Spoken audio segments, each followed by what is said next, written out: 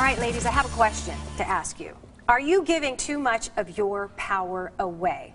And she's nodding as I'm asking that question. This is what our next guest, author Vanessa Simpkins, wants to know from you. And guess what? There's a quick quiz that you can take to find out. In fact, she knows all too much about it. She wrote this book. It's called Take Your Power Back Now, and it's all based on personal experience. Tell me, Vanessa, first of all, welcome to Sonora Living. How is it that you decided to write this book? What happened in your life? Well, Terry, I was in an on-again, off-again relationship with a man for 8 years, and when I was 30 years old, this guy picks me up, throws me across a hotel room one night because I wouldn't have sex with him on his birthday. And I opened my eyes 2 inches from a plate glass window. And I think to myself, 2 more inches, and that could have been the end of me. Right. I escaped to a taxi waiting outside, and I tell the guy, hit it, just get me out of here.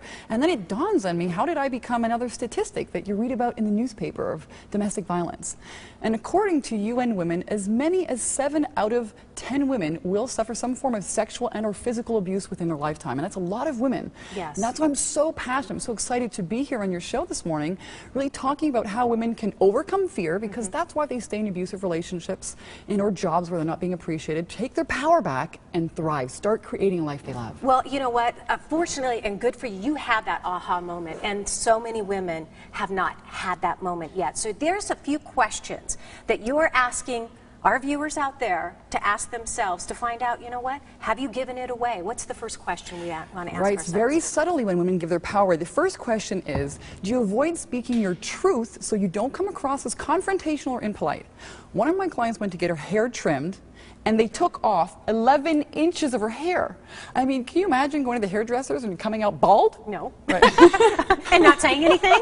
Right. Most importantly, right? And that's what it was. She was afraid of embarrassing the hairdresser, and we've all done that, right? We've all put others' feelings before our own. Right, right. Question number 2, do you let others decide for you instead of expressing your desires? How many times have you gone on a date, the guy's asked you, where do you want to eat, honey? And you say, I don't care, whatever you want. And then you wind out at Hooters eating pizza, right? There's nothing wrong with pizza. But how many times have you settled for less than what you deserve? Right? Why do women have such a hard time asking for what they want? Guys don't have this problem. Right. Well, I think it's because we're perceived as being mean, bitchy, right? And that's what scares us, where we don't want to hurt anybody else's feelings. But at what point do you say, okay, enough is enough? How do you overcome that hurdle? Yeah, stand up and own your power. What's wrong with having all of the fabulousness, all the wealth, all the happiness, all the pleasure that you can have in life? Absolutely, absolutely. I know there's several other questions, but let's get to another one if we can, because these are all very important questions that you should be asking yourself. Question number 3, are you working hard just to pay the bills instead of pursuing a passion-based career? What are the stories that you tell yourself? What are the limiting beliefs that you're believing that prevents you from really living a life you love? Why don't you decide to do both?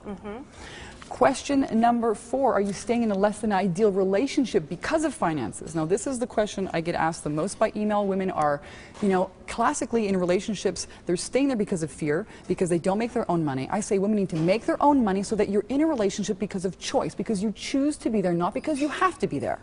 That's very important. And you're right, a lot of women, and it's something that women really need to sit back and ask themselves out loud and answer it, and then make a decision. Make a decision. Life starts when you make a decision. And you're teaching a workshop in Sedona. When is that? That's on June 6th. Okay, and this is for women. For women how to really understand how to be radically honest with themselves. It's the first step. Take radical responsibility for your life. Put a plan into action to make change, and really activate that plan. It's called radical self-love. You just motivated me. Yay. That's what you just did. Thank you so much for joining us. And guess what? We have all of the information about Vanessa's event in Sedona on June 6th on our website.